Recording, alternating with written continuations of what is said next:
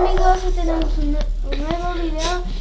En comentarios nos pusieron que comamos un huevo y aquí lo tenemos. Entonces,